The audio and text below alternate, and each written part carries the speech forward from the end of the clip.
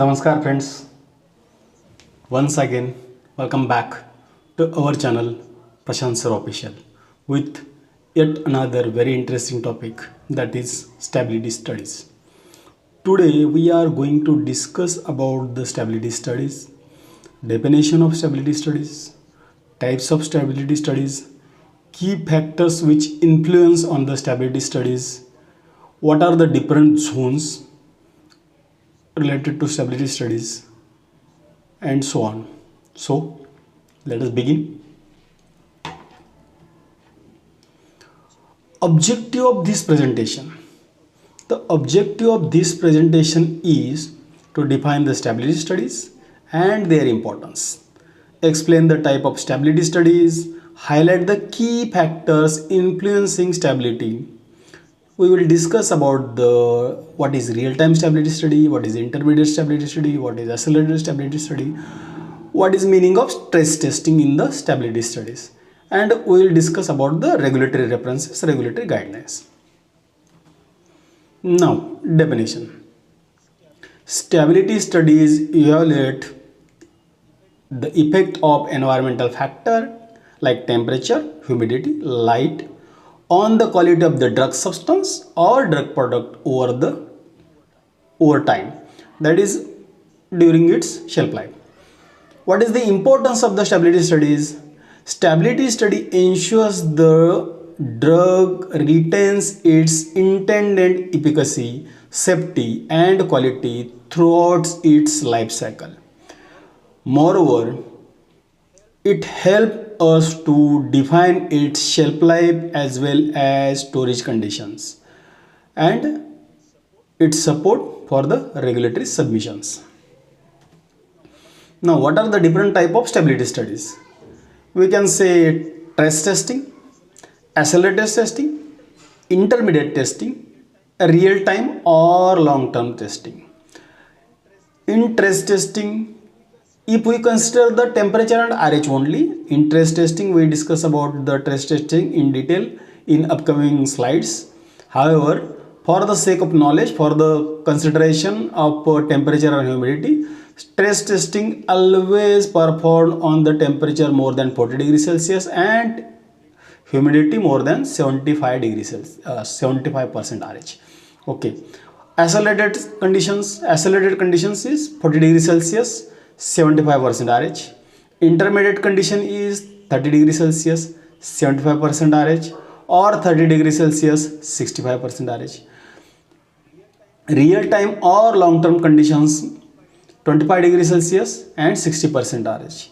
In all cases, temperature plus minus 2 degrees Celsius and RH, that is humidity plus minus 5% is expected to or accepted by the authorities. Variation in this range. Now, we'll go in depth about the accelerated stability or all types of stability studies. Let us begin with the accelerated stability study. Accelerated stability study conducted at 40 degrees Celsius plus minus 2 degrees Celsius temperature and 75% RH plus minus 5% RH for 6 months. And here testing frequency will be 0, that is initial, 3 months, 6 months. By definitions, accelerated stability studies designed to increase the rate of chemical degradation or physical change of a drug substance or drug product by using exaggerated storage conditions. That means trace conditions at temperature 70 degrees Celsius, 75% RH. What is meaning of real-time or long-term stability study? Long-term or real-time stability study conducted at 25 degrees Celsius plus minus 2 degrees Celsius temperature, 60% RH plus minus 5% RH. In some cases, real-time stability study conducted at intermediate conditions as well, that is 30 degrees Celsius, 65% RH. In India, 30 degrees Celsius and 75% RH is considered for the real-time or long-term stability conditions. We are discussing about the general conditions only. We are not discussing about the refrigerations or product required to store at 2 to 8 degrees Celsius or other storage condition. We are here considering general conditions.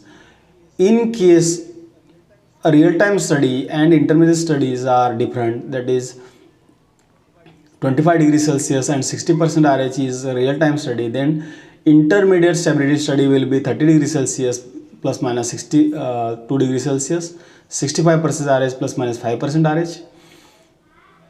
And real-time stability studies are conducted or continued up to shelf life, and testing frequency will be every 3 months over the first year, every 6 months over the second year, and annually thereafter throughout the proposed retest period. In general, testing frequencies or time points will be 0 month, 3 month, 6 month, 9 month, 12 month, 18 month, 24 month, 36 month, 48 month, and so on. So look at here. For first year, it's at the frequency of every 3 months. After in second year, it will be 6 months, and after 2 years, it will be annually. Then when intermediate stability study will be applicable, when testing at intermediate storage condition is called for as a result of significant change at accelerated storage condition. अगर accelerated storage condition में किसी भी product को significant change मिलता है, तो in that case we have to perform the intermediate stability study. But if your real time or long term stability study conditions are 30-65 or 30-75, then intermediate storage condition or intermediate stability study will be not applicable. Where a real time stability study conducted at 25 degrees Celsius, 60% RH, in that case you have to go for the intermediate stability study in case of significant change at the accelerated condition. What is the significant change? To understand the significant change, to understand how to assign the shelf life, I have prepared one video already uploaded. I will give the link for this video in description box. Please do visit that to understand what is the meaning of significant change, how to assign the shelf life, how to assign the expiry date, etc. ठीक है. अब अगर intermediate storage condition का बात करेंगे तो intermediate storage condition आपको minimum 4 time points को करनी है, including the initial and final time point. आपको इनिशियल एंड फाइनल छोड़ के 2 ही कंडीशन पे इंटरमीडिएट स्टेबिलिटी स्टडी करनी होती है. लेकिन जैसे मैंने पहले बोला, अगर आपका रियल टाइम ही इंटरमीडिएट स्टेबिलिटी कंडीशन है तो you have to conduct up to shelf life as per these test frequencies or these time points. What is the meaning of stress testing conditions? Now, stress study. First stress is thermal stress, or we can say thermal stress oblique humidity stress. Here 40 degrees Celsius to 80 degree or higher depending on the drug's melting point and thermal tolerance. Temperature is often combined with the humidity, that is humidity above 75% up to 95% RH. This study usually conducted 2 to 3 weeks, depend on the observed degradation. What is the degradation pattern? Based on that we have to consider the time point or period to conduct the thermal trace. This thermal or humidity trace study used for solid oral dosage forms, particularly to assess their ability in high humidity environments or high temperature conditions. Photostability testing. Another stress study is photostability testing. Here we expose the sample to visible and UV light equivalent to 1.2 million lux hours and 200 watt hours per meter square. Refer ICS guideline Q1B. This evaluates the effect of light on the drug substance or drug product. Now, another stress study is oxidative stress, that is using the oxidative agents. Here product or drug substance expose the drug to the oxidative agents like hydrogen peroxide, example 3% or 30% H2O2. This study simulates degradation due to exposure to the oxygen or oxidizing agents, right? Another type of stress study is hydrolytic stress. Here we expose the drug product to the acidic conditions or alkaline conditions, for example zero point 0.1 normal HCl or 0.1 normal NaOH. Studies can be conducted at elevated temperature, example 60 degree Celsius. तो यहाँ पे क्या होता है, hydrolytic study as well as temperature impact दोनों का combination भी देखा जा सकता है to consider the more worst scenario. Studies can be conducted at elevated temperature, right? This evaluates degradation in aqueous environments. So this is the purpose of stress study. Stress study give us the quick result. Based on that we can assume or extrapolate our product's stability, right? Then mechanical stress. Here mechanical stress, you can apply the stress via shaking, grinding or compression. This is for the simulation. This study, mechanical stress study, simulates physical handling stresses during manufacturing and transportation. So that's all about the stress study. Now what are the key factors which can influence the stability? Number one, physicochemical properties of API or excipient compatibility. Number two, environmental factors like temperature, humidity, light. Number three, packaging material, protection from the moisture, oxygen, light. Number four, storage conditions, that is controlled environments for different zones. तो different zone के accordingly हमको storage condition भी different हो सकते हैं, stability study भी different होती है. तो ये कौन से डिफरेंट जोन है? तो these are the environmental conditions and storage zones. For example, zone 1 21 degree 45% RH, zone 2 25 degree 60% RH, zone 3 30 degree 35% RH, zone 4 is split into the two areas, zone 4A, zone 4B. For India, zone 4B is assigned for the stability studies. So we have to consider our stability study at 30 degree Celsius and 75% RH. So for more elaborate, अब हमको समझना होगा कि zone 1 क्या है, zone 2 क्या है, zone 3 क्या है, zone 4 क्या है. तो zone 1 है जो moderate है, zone 2 मेडिट्रेनियम है, zone 3 hot and dry है, zone 4 very hot and moist है.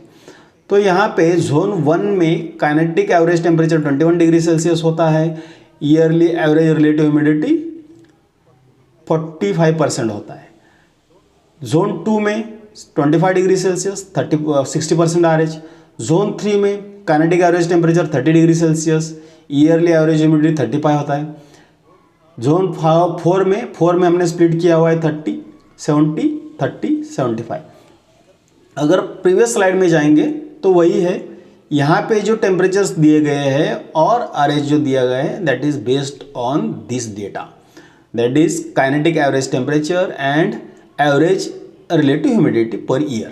Okay, now these are the regulatory guidelines applicable for the stability studies. ICS guidelines, ICSQ1A, ICSQ1B, ICSQ1C. Even for additional, if you want to go for up to ICSQ1E, where we discussed in the earlier videos also regarding the assigning the shelf life or assigning the expiry date. Apart from ICS guideline are very commonly used for the stability studies, but apart from these regional guidelines also applicable for the stability study, that is FDA, US FDA, EMA, WHO and other regulatory agencies may have additional requirements. Okay. For understanding, there are different types of stability chambers. These are the stability chambers of different capacities. Apart from this, you can go for the walk-in chambers. If your volume is much higher, then it is better to have the walk-in chambers. This is for your information purpose only. Friends, Here we have discussed about the basics of the stability studies. Now in upcoming video we are going to discuss about the bracketing and matrixing. Many of my friends asked many questions on the bracketing, how to go for the bracketing, how to decide the matrixing. In next video I am going to explain each and every part of bracketing and matrixing. So stay with me for the stability study understanding. Visit the previous videos on the stability studies. I will provide you the link, and don't forget to watch upcoming videos. If you love these videos, if you like this information, so please like the videos.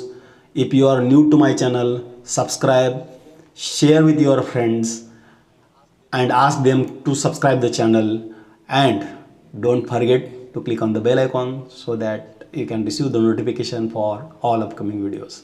Thank you friends, thank you so much.